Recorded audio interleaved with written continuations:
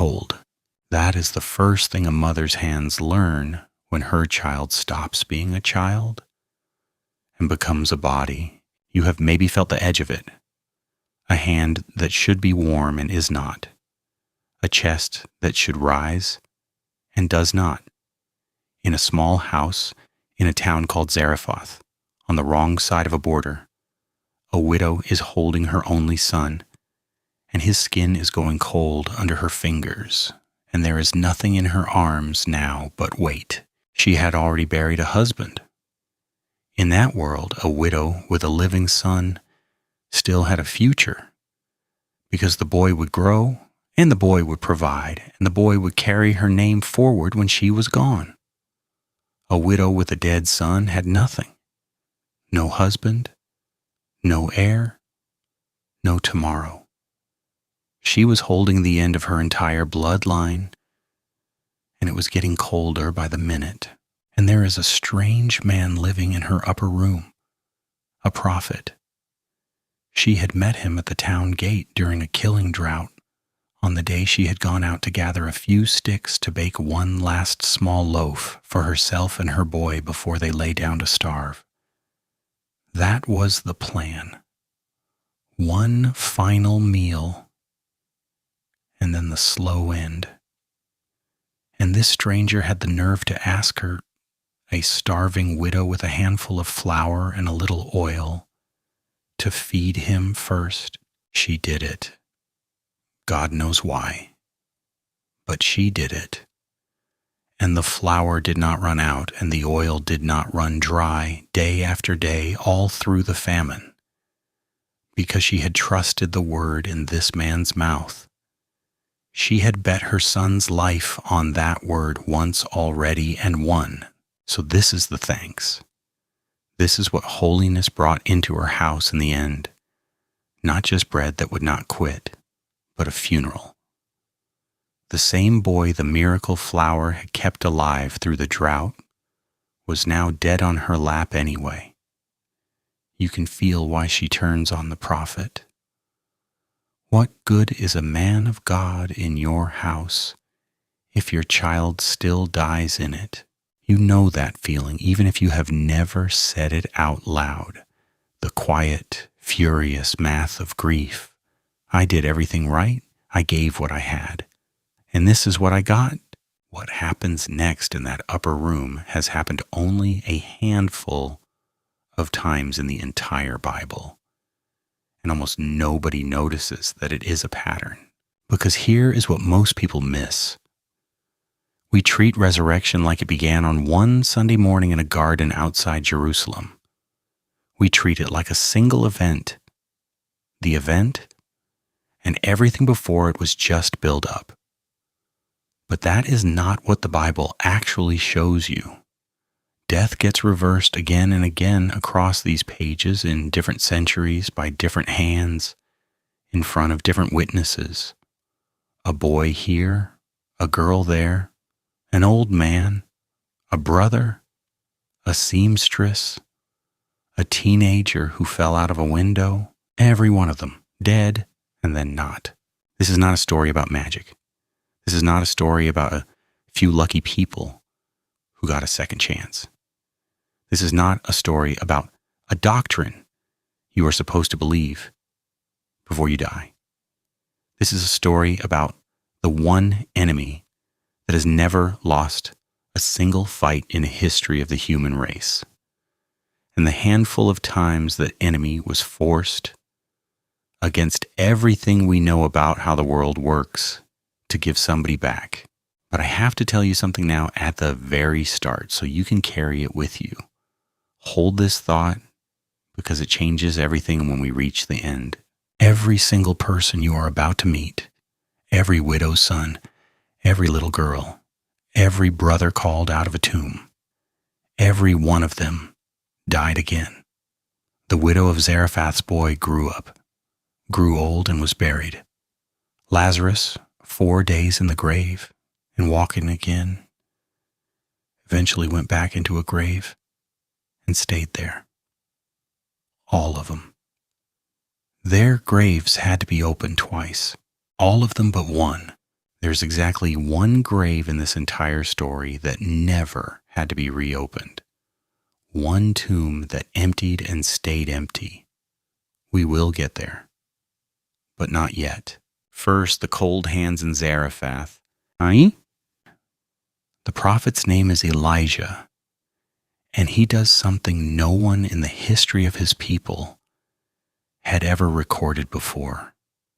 He takes the dead boy out of his mother's arms, carries him up the stairs to his own room, and lays the small body on his own bed. And then he does the strangest thing. He stretches himself out on top of the boy, full length, chest to chest, face to face, as if he could pour his own life down into a body that had run out of it. 3 times he does this. 3 times he covers the child with his own body. And 3 times he cries out to God the same desperate prayer. The Hebrew he uses is one word you should know because it comes back over and over in these stories. The word is nephesh. We translate it soul, but that is too thin. Nephesh is the whole self, the breath, the life, the living animation of a person. It is what leaves when someone dies. And Elijah's prayer, word for word, is this: let this child's nephesh come into him again, not his memory, not his reputation, not some comforting idea that he lives on in our hearts. His nephesh, the actual life, come back into the actual body, on this actual bed. And it does. The boy's life returns to him. He breathes. He warms. Elijah carries him back down the stairs, alive, and puts him into his mother's hands, and says 4 words that every grieving parent in history would give anything to hear. See, your son lives. Pay attention to what the mother says back. She does not say thank you. She says something far stranger. She says, now I know that you are a man of God and that the word of the Lord in your mouth is truth. She did not believe before. She fed him. She sheltered him. But she was not sure. It took a corpse breathing again in her own house to convince her that the voice speaking through this man was real. That is the first time in Scripture that death is sent backward. And here's the part nobody tells you about it. It set a pattern that would repeat for the next 900 years, getting bigger and bolder and more public every single time, like God was rehearsing something, practicing, building toward a morning none of these people could imagine. Stay with me, because the rehearsal gets stranger. Elijah had a successor, a younger prophet who watched his master taken up in a whirlwind and asked for a double portion of his spirit. His name was Elisha, and he gets the second resurrection in the Bible. And it happens to a woman who never even asked for a son in the first place. She was wealthy. She lived in a town called Shunem, and she was the kind of woman who notices things. She noticed this prophet passing through her town again and again, and she built him a small room on her roof so he would have a place to rest. A bed, a table, a chair, a lamp. That is all. Elisha wanted to repay her. And through his servant, he learned the one thing this woman did not have.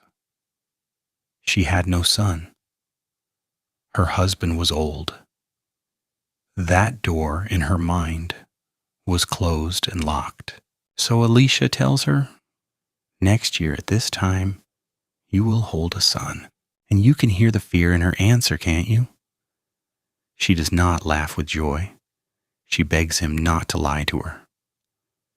Do not deceive your servant, because hope is the most dangerous thing you can hand to someone who has already made peace with going without. She had stopped wanting it so it could not hurt her anymore. And here is a man cracking that locked door back open. But the child came, exactly as promised. And then, years later, on an ordinary morning in the harvest fields, the boy grabbed his head and screamed 2 words, my head, my head. And by noon he was dead in his mother's lap. Here's where it gets remarkable. Watch what this woman does. She does not weep in the field. She does not call the neighbors. She carries her dead son up to that little roof room, the prophet's room, and lays him on the prophet's bed and shuts the door and tells no one, not even her husband. She just saddles a donkey and rides, hard, straight for the man of God. When Elisha's servant tries to give her a polite, distant blessing, touch the boy with my staff, she refuses to settle for it. She will not let go of the prophet's feet. As surely as the Lord lives, she says, I will not leave you. She drags heaven down to her own front door by sheer refusal. And Elisha comes. He goes into that room alone and shuts the door on the world.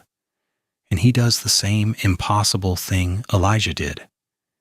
He stretches himself out on the boy, mouth to mouth, eyes to eyes, hands to hands.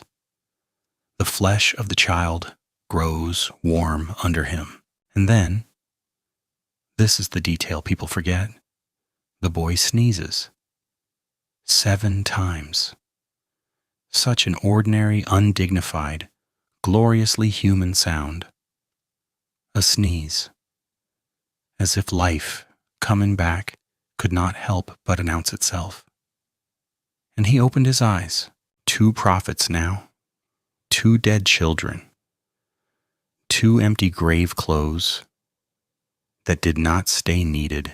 But the 3rd Old Testament resurrection is the strangest of all, because the dead man in this one is not a child, and the person who raises him is not even alive. Elisha got old. Elisha got sick. And then Elisha died like everyone dies, and they buried him in a tomb, and the seasons turned and the years passed, and his body lay there in the dark and did what every body does. It decayed down to bones. You would think that was the end of him. It was not. Sometime later, the Bible says it was the season when raiders from Moab came across the border each spring. A group of Israelites were in the middle of burying one of their own. And right then, over the next hill, they saw a raiding band coming. No time. No time to finish the burial, no time to be careful, no time for ceremony. So they did the only thing they could. They threw the dead man into the nearest open tomb and ran. And the nearest open tomb was the grave of Elisha. The dead man's body fell against the prophet's old bones. And the very moment, he touched those bones, the dead man came back to life and stood up on his feet. Read that again slowly. A corpse touches a corpse, and one of them stands up. Here is what most people miss about that bizarre little story tucked into the back of 2 Kings. It is telling you something that other miracles only hinted at. The power that raised the dead was never coming from the prophets themselves. Elijah did not have life in his chest to pour down the stairs. Elisha's dead bones had no power of their own. The power was passing through them from somewhere else, from someone else. And it was so real, so physical, so present, that it left a residue even in a dead man's bones. This is not poetry. This is not a metaphor for how good people inspire us after they are gone. This is a body standing up in a tomb. And I want you to notice the direction all of this is moving. The first resurrection needed a living prophet lying on a child for an hour, praying 3 times, begging. The second needed a living prophet, mouth to mouth, warming the flesh. By the third, the prophet does not even have to be breathing, just the touch of what is left. The threshold is dropping. The thing that triggers life is requiring less and less, almost as if it is moving toward a moment when no prophet will be needed at all, when the source itself will simply walk the earth. Hold that thought. It matters more than you know right now. Or, before we cross into the New Testament, into the part of this story where God himself steps into a body and starts raising the dead with nothing but his voice, I want to ask you for one thing. If this is opening something up for you, if you are starting to see the thread the way I'm seeing it, do 2 quick things. Subscribe so the next one finds you, and leave 1 word in the comments. Just 1. The name of someone you have lost. I read them. We will come back to that question at the very end, and I promise it will mean something more by then. Now, the funeral at Nain. There is a town in the hills of Galilee called Nain, and on a particular afternoon 2 crowds are about to collide at its gate. One crowd is coming out. It is a funeral procession, and at the front of it, on an open wooden bier, is the body of a young man. Behind the body walks his mother. And the writer Luke, who was a physician, a man who knew exactly what death looked like and was careful about facts, gives you 2 details that would have hit a first-century listener like a hammer. The dead man was her only son, and she was a widow. You have heard those 2 facts together before. At the very start of the story, a widow, an only son, dead. It is the exact situation from Zarephath. 900 years later, playing out again at a city gate. No husband, no heir, no future. A woman watching the last of her bloodline carried toward a hole in the ground, and a whole town walking with her, because everyone understood this was not just a death. This was the end of a family line. And the other crowd, coming up the road toward the gate, is following a teacher from Nazareth. Now watch what happens, because every other resurrection so far has involved desperate prayer. Elijah cried out 3 times. Elisha shut the door and pleaded. The Shunammite woman grabbed the prophet's feet and refused to let go. Every miracle so far had to be begged for. Nobody begs here. The mother does not ask. She does not even know who he is. She is just walking behind her son's body with her eyes on the ground, and the teacher sees her. And Luke tells you the thing that moves him. Not her faith, not her prayer, her grief. He saw her, and his heart broke for her, and he said to a grieving stranger who had asked him for absolutely nothing, he said, "Do not weep," which is frankly an outrageous thing to say to a woman walking behind her only child's corpse. Do not weep. You would have every right to be angry at a sentence like that, unless the person saying it can do something about the reason you are weeping. He walks up and touches the bier. The bearers stop, and he speaks directly to the dead. Not a prayer to heaven, not a desperate 3 times cry, a command, the way you would wake someone sleeping in the next room. "Young man, I say to you, arise." And the dead man sat up and began to speak. Luke gives you the most tender line in the whole scene. Jesus gave him back to his mother. The same phrase, almost word for word, that was said of Elijah 9 centuries before. He gave him to his mother. The pattern is not just repeating, it is being signed.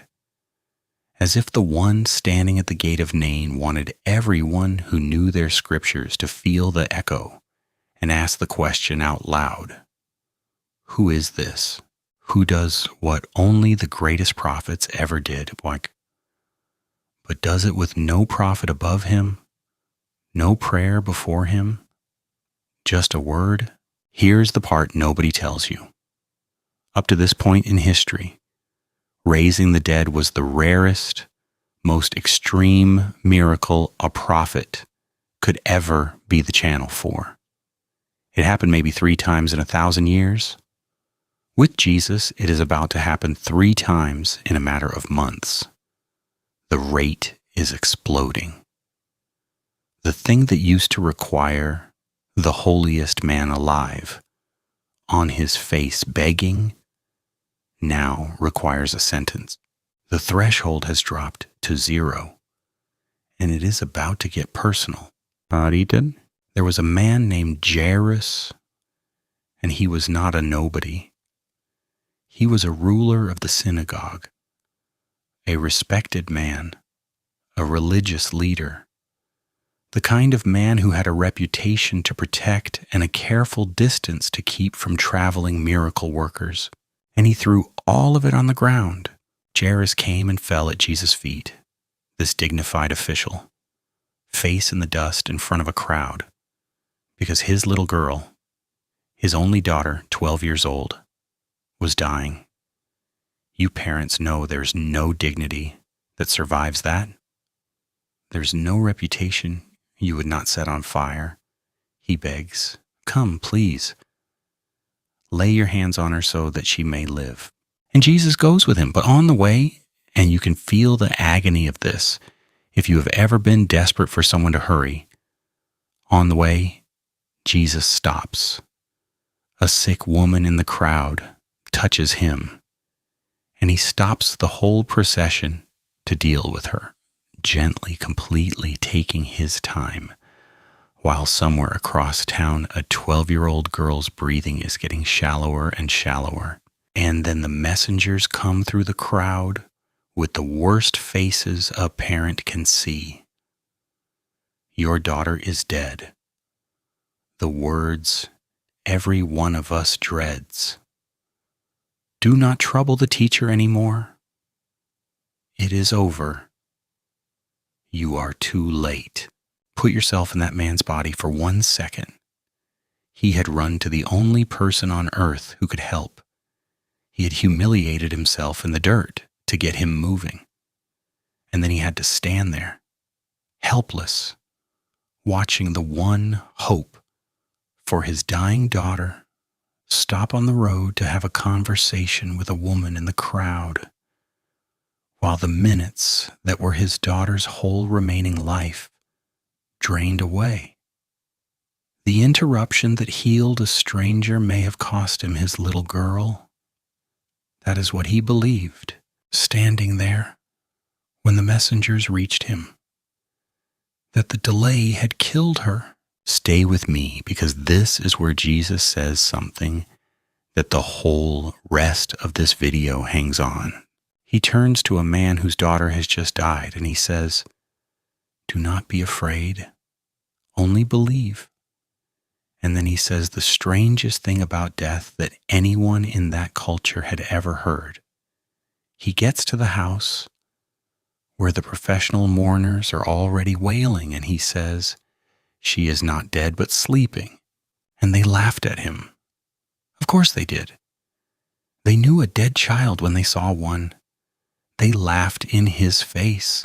But hold on to that word, because it is one of the most important words in the entire Bible's view of death. The Greek is koimao, to fall asleep. The New Testament will use that word for the dead again and again. Not because they were not really dead, but because for the first time, someone was standing in the room for whom death really was that temporary, that reversible, that much like a nap you wake from. He put the mourners out. He took the girl's father and mother and 3 of his friends into the room. He took the dead child by the hand, and Mark, who almost never gives us the original language, was so struck by this moment that he preserved the exact words Jesus spoke in the actual Aramaic that came out of his mouth that day. Talitha cum, little girl, get up. It is the gentlest possible thing. It is what a mother says to wake a sleeping child for breakfast. Little girl, get up. And her spirit returned, and she stood up at once and walked.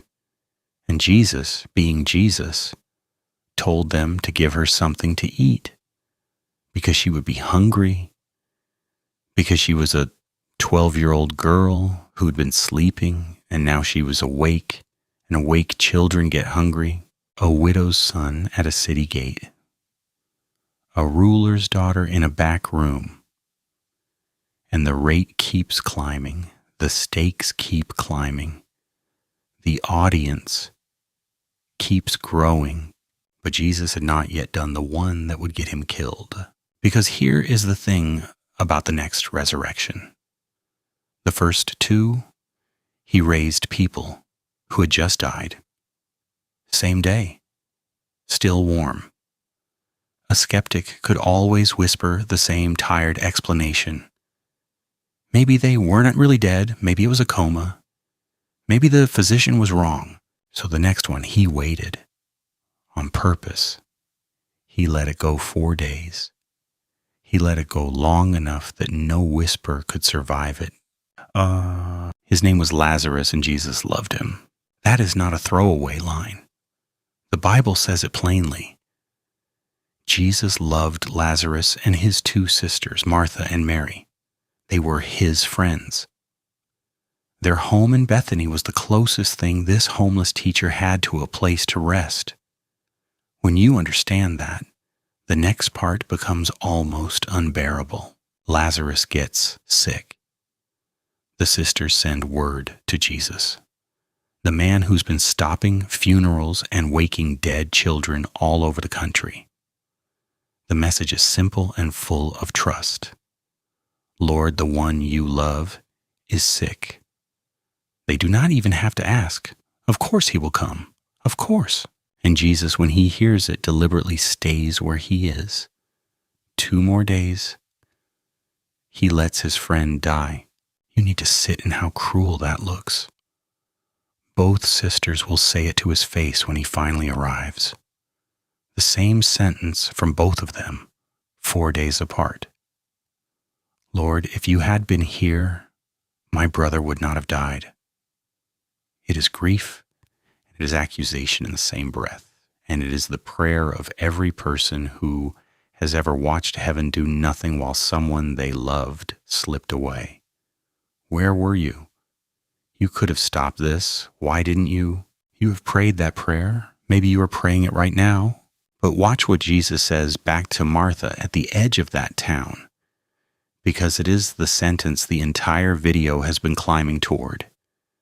She says, if you had been here, my brother would not have died. And then, still hoping, she adds that even now she knows God will give him whatever he asks. And Jesus answers her with the most enormous claim any human being has ever made standing next to a grave. He does not say, I will pray for a resurrection. He does not say God can raise him. He says, I am the resurrection and the life. Not I perform it, not I request it, I am it.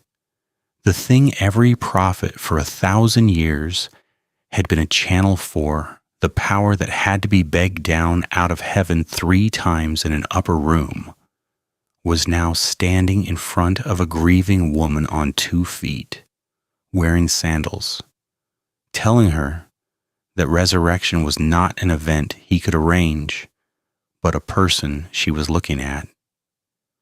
The one who believes in me, he told her, though he die, yet shall he live. And then he asked her the question he is, in a sense, asking you through this screen right now. Do you believe this? When Jesus finally comes near Bethany, Lazarus has been in the tomb 4 days. And 4 days is not an accident. In the Jewish belief of that time, the spirit was thought to linger near the body for 3 days and then depart for good. By day 4, hope was officially, theologically, completely gone. 4 days meant no chance. 4 days meant decay. Martha says it bluntly when Jesus asks them to roll the stone away. The Greek is delicate, the King James is not. Lord, by this time he stinketh. There is a smell to day 4. Everyone at that tomb knew it. This was not a sleeping child still warm in a back room. This was the thing we are all most afraid of in its most undeniable form. And here at the worst grave in the New Testament, Jesus does something he does nowhere else. He weeps. The shortest verse in the Bible, Jesus wept. The one who is about to undo death stands in front of what death does to the people he loves, and it breaks his heart. And he cries, "Do not ever let anyone tell you God is cold about your losses." He stood at the grave of his friend and sobbed, and he was minutes away from fixing it. Then he told them to take away the stone, and he prayed out loud, on purpose, so the crowd would know what came next was not a trick. And then he called into the dark of that tomb, into 4 days of death and decay, with a voice that the entire universe was built to obey. Lazarus, come out. The old church fathers used to say that it is a mercy Jesus said the name, because if he had only said, come out, every grave on earth would have emptied at once, and out of the dark came a dead man, walking, still bound hand and foot in his grave clothes, his face still wrapped in the burial cloth, stumbling out into the light 4 days after his heart had stopped. And Jesus said, unbind him and let him go. Now, this is the moment everything turns, because John tells you what the religious leaders decided after Lazarus walked out of that tomb. They did not fall on their faces. They did not believe. They got frightened of how many people would follow a man who could do that. And from that day on, they plotted to kill him. They even plotted to kill Lazarus again, to put him back in the grave, because his breathing was a problem they could not explain. Think about how dark that is. A man so threatened by a resurrection that his solution is another funeral. The miracle that proved Jesus had power over the grave is the exact miracle that sent him to his own. He raised his friend, and it cost him his life. He gave Lazarus his days back, knowing it would buy his own death. And remember what I told you at the very beginning. Hold it now, because we are almost there. Lazarus walked out of that tomb, but Lazarus would die again. He had a second funeral somewhere in the years that followed. His grave was opened twice. Every person we have met so far got more time. Not forever. A reprieve, not a rescue. The widow's boy, the Shunammite's son, the man on Elisha's bones, the youth at Nain, the girl in the back room, Lazarus in his wrappings. Every one of them walked back out of a grave and eventually walked back into one. The pattern needed a different kind of ending, not a reprieve, a reversal that held. And to get there, the one who had been raising everyone else was going to have to go into the dark himself. They arrested him in a garden at night. They tried him in the dark. They handed him to a Roman governor named Pontius Pilate, and they crucified him on a hill outside the city wall. And this is not a detail the church invented to make the story sound true. A Roman historian named Tacitus, no friend of Christians, a man who called their faith a destructive superstition, wrote it down in his official annals that Christus was executed by the governor Pilate during the reign of Tiberius, a hostile witness in the public records of Rome, confirming the execution. The Jewish historian Josephus, writing within decades, reports the same death and the strange claim of his followers that he appeared to them alive. He died. That is not in serious historical dispute. The argument has only ever been about Sunday. But watch what the earth did on Friday, the moment he died. Matthew records something almost no one preaches. At the instant Jesus breathed his last, the ground shook, rocks split, and tombs broke open, and the bodies of many holy people who had died were raised. They came out of their graves and were seen by people in the city. Do you understand the timing of that? Every other resurrection in this entire story happened because someone with life walked up to a body and called it back. The widow's son, the Shunammite's boy, Nain, Jairus, Lazarus, life, walking toward death, reaching in. But these graves at the cross broke open at the exact moment the source of life appeared to lose. At the moment he died, death's grip slipped. Not because someone was standing over a single body, but because death itself had just been wounded somewhere far deeper than any one grave. The dam did not crack at one point. The whole structure shuddered. That is the first hint of what was really happening on that cross. He was not just dying. He was going down into death the way a man dives down to cut a net, going where all the others had gone. But for the first time, going as the one who could break it from the inside. And on the third day he did. This is the grave I told you to remember. The one, the only one. Every other tomb in this story was opened from the outside. A stone rolled back, a prophet entering, a voice calling in. This one emptied from the inside out. There was no prophet at this tomb, no Elijah, no Elisha, no living holy man lying on the body to warm it back to life. There was nobody there at all. The guards had fled. The stone was sealed. And inside that sealed, guarded, silent dark, with no human hand anywhere near it, life simply started again on its own, from its own source, and walked out.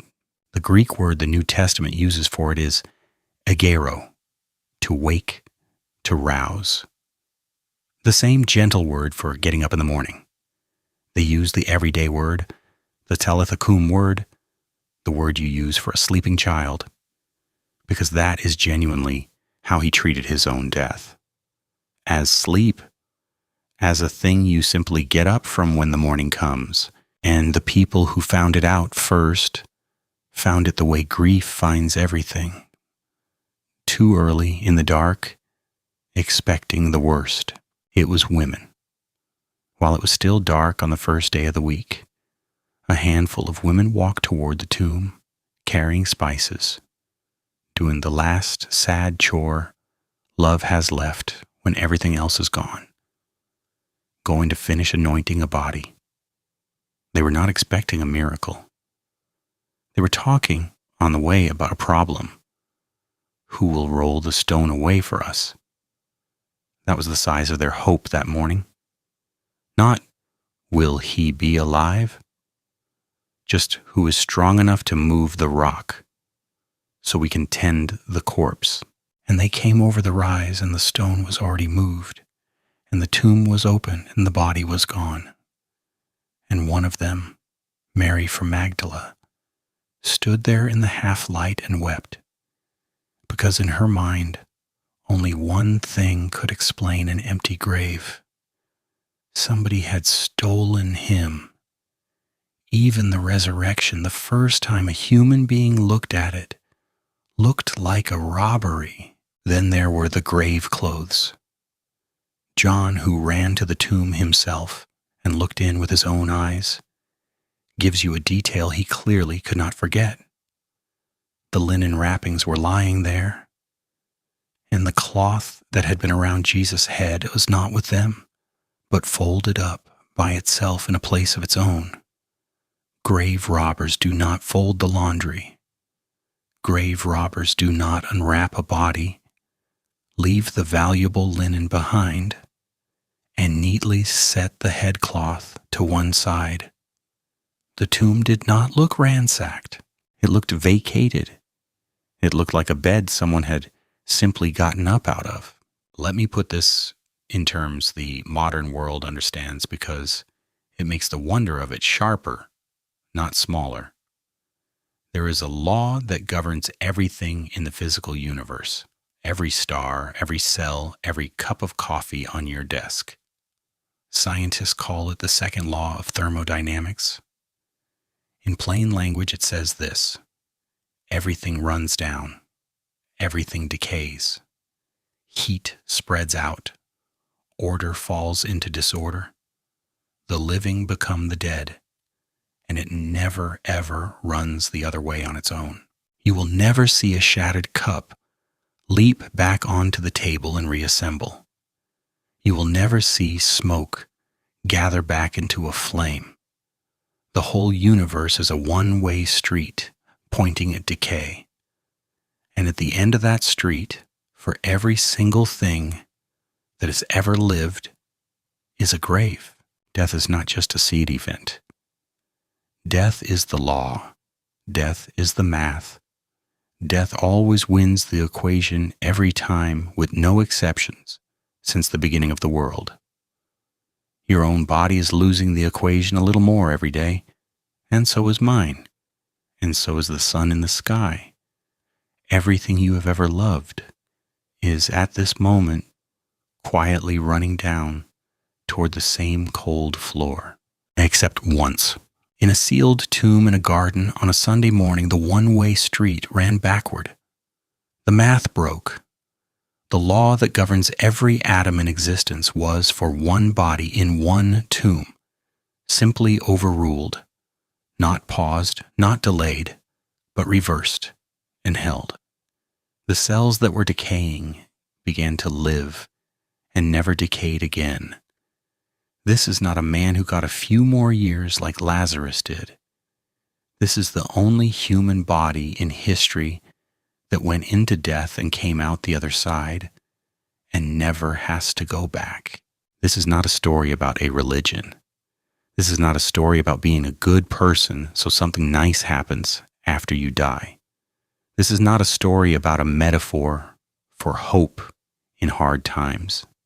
This is a story about the second law of the universe being broken in public, on a date, under a named governor, in a grave you could have walked into and found empty. And the men who saw it would not stop saying so, even when it killed them. The early church historian Eusebius records what tradition is full of: that the same friends who had run away and hidden when he was arrested went, within a few years, to prison, to torture, to crosses and swords of their own, all over the known world, and not one of them ever recanted the one strange claim: we saw him alive. Peter, who had sworn 3 times by a fire that he never even knew the man, would die on a cross of his own in Rome. And the old tradition says he asked to be crucified upside down, because he did not consider himself worthy to die the same way as the one he had watched walk out of the grave. Thomas, who had refused to believe it until he could put his fingers in the wounds, carried the claim all the way to India and was run through with a spear for it.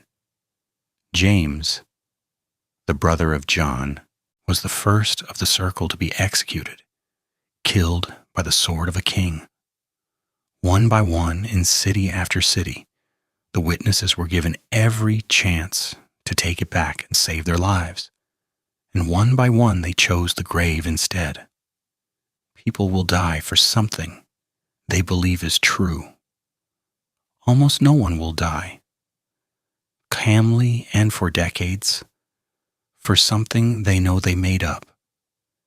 They had seen the one grave that did not need reopening, and it had ruined them for fear forever. And here's the part that turns the whole thing around and points it straight at you. After he rose, the raising did not stop. It started spreading, because now the power was not passing through a single prophet here and there. Now it lived in his people. In a seaside town called Joppa, a woman named Tabitha. The Bible says she was always making clothes for widows. A woman whose hands were never empty of kindness, got sick and died.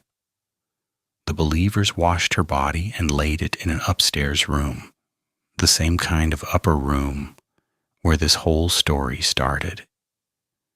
And they sent for Peter. And Peter, the man who had denied even knowing Jesus, the coward of the courtyard, knelt by the body of a dead woman and prayed, and turned to the corpse and said 2 words almost identical to the ones Jesus said to the little girl. "Tabitha, get up." And she opened her eyes. Years later, in a stuffy upstairs room in Troas, the Apostle Paul preached so long past midnight that a young man named Eutychus, sitting in a 3rd-story window, fell asleep and fell out 3 floors down. They picked him up dead, and Paul went down and threw himself on the boy, chest to chest, the way Elijah had 1,000 years before, and the boy lived. And they carried him home. And Luke notes dryly that the people were not a little comforted. Do you see it? The first resurrection in the Bible. A prophet, full length, on a child, begging 3 times. And one of the last, an apostle, full length, on a boy, in the power of a man who had already walked out of his own grave. The whole story bends from begging to belonging, from rare to everywhere, from a closed door to an open one. So here are the 3 things I want you to carry out of this. First, resurrection in the Bible was never one event. It was a pattern God built across 1,000 years, dropping the threshold lower every time, from a prophet on his face, to a prophet's bare bones, to a single spoken word, to a sealed tomb that emptied itself, to a power now living in ordinary, frightened, forgiven people. That is the fact. It was always heading somewhere. And it arrived. Second, and this one is for you. Every grave in this story was open from the outside, except one. And that one changes the meaning of your grave. Because the one who walked out of his own tomb did not do it to add a strange chapter to history. He did it as the first, the down payment, the promise that the law you are most afraid of, and the one that says everything you love runs down and ends in the ground, has been broken once on purpose, where everyone could see, so that it can be broken again for everyone who is his. And third, the deepest one. Go back to that cold house in Zarephath where we began, To that mother holding the weight of her only son, doing the furious math of grief. I did everything right, and this is what I got. You have done that math. Maybe over a parent, a child, a marriage, a version of your life that died and you had to carry up the stairs alone.